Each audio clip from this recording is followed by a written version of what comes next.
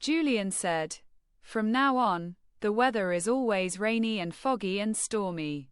I said. Yes. I don't know how to bring up the werewolves issue with people. Don't say it's a problem. Say it'll fix another problem. Don't say it unless it's really necessary, of course, if Turner doesn't do this. We have to control her, if she steps beyond our expectations. We'll teach her a good lesson. Julian. I agree. I said. Seriously? Yes. What an understanding. We both laughed. We spent some time in the same state, watching the birds and the surrounding scenery. I said, tonight, we're going to see where they live. A search party is in charge of this. I'm waiting for them to tell me the result. Julian asked, who are they? From the townspeople. I said, not exactly, but they're professionals in their field. Julian said again with emphasis, I am. I said, okay. I said that I agree. But you have to teach John and Miriam how to shoot, okay? Julian said, that's a condition. I will teach them. I said, what a good girl. Julian laughed. At dusk, Kayuk came to the farm. He looked at us and barked. I said, great. And so that Julian would understand, I continued, they are based in the Burston area. Inside the room, I spread the map on the table.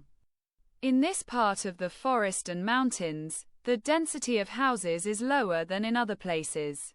Julian said, so when they transform, they must have human intelligence. Miriam replied, they may not.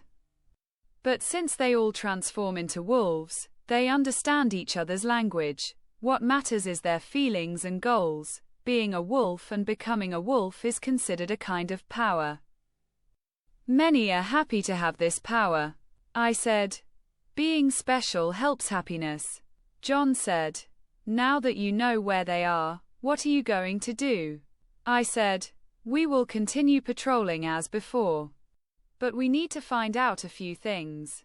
These are the ones who are involved in the murders and disappearances of people and where they came from. We are keeping an eye on them for now, so that we can strike in time. I have to go. I have to add the police force as soon as possible. Kate and I can't handle them all. I went to the exit. The others left the house with me. Julian said, I will come with you tonight. I said, then go get in the car. I will come now. She went to the car.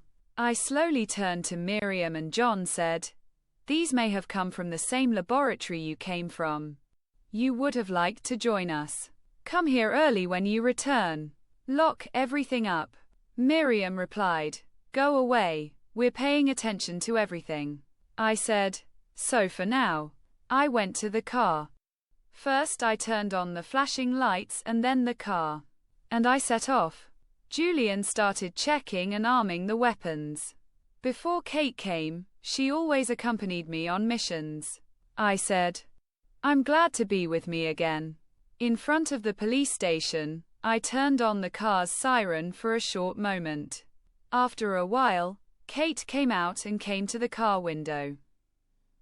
Shook hands with Julian and said to me, did something happen? I said, do you remember last night?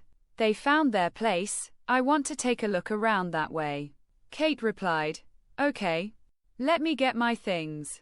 I nodded, opened the trunk and got out of the car.